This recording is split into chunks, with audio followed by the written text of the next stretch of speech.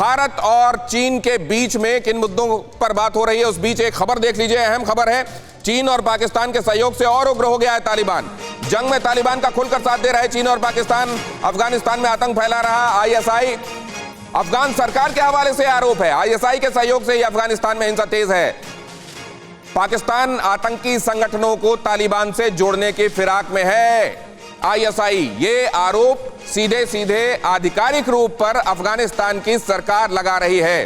क्या तालिबान पर चीन की नजर है, और अगर है तो उसके पीछे वजह क्या है, जरा जल्दी से देखिए।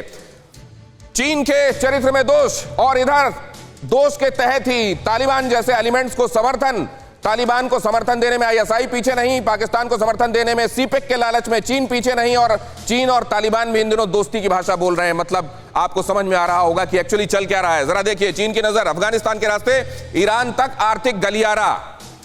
भारत के खिलाफ जिस इकोनॉमिक असर्शन की बात की जा रही थी अभी एक्सपर्ट्स की तरफ से, भारत के खिलाफ तालिबान के इस्तेमाल की रणनीति, तालिबानी शासन में ईस्ट तुर्किस्तान इस्लामिक केंद्र बन सकता है। शिनजियांग में उइगरों के आंदोलन को तालिबान सपोर्ट का डर है, इस वजह से भी ये बगलगिरी आपको दिखाई दे रही है। शिनजियांग की 8 किलोमीटर की सीमा अफगानिस्तान से जुड़ी हुई है, ये बात भी चीन के लिए कंसर्न का विषय है। लेकिन अभी चतुर्वेदी साहब, मैं आपके पास आ रहा हूं।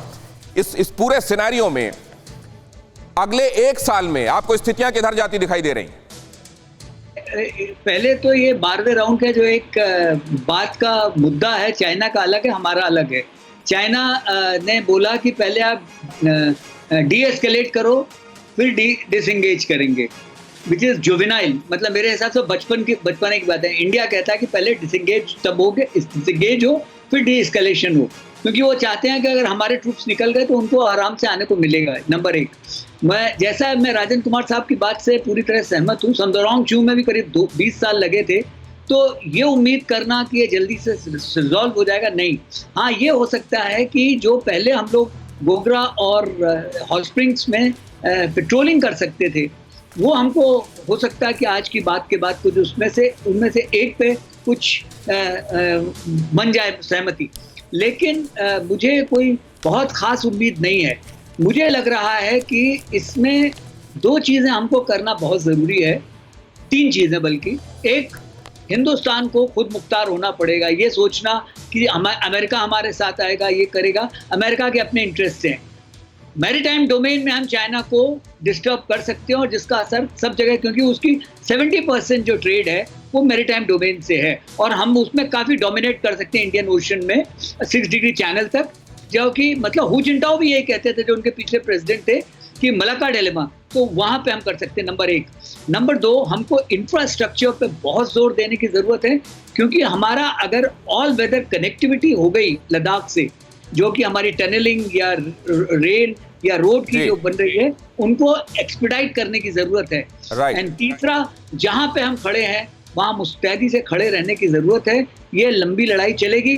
जो आपने बोला कि वो हर घर से एक आदमी ले रहे हैं, आप देखिए 70 साल में उन्होंने कोशिश की, लेकिन हान जो वहाँ पे बसा नहीं पाए। सिर्फ आज भी 8% तिब्बत में हान है, क्योंकि इतनी डिफिकल्ट टेरेन है कि वो चीनी जो कि आराम तलब है, वो वहाँ आने को तैयार नहीं है।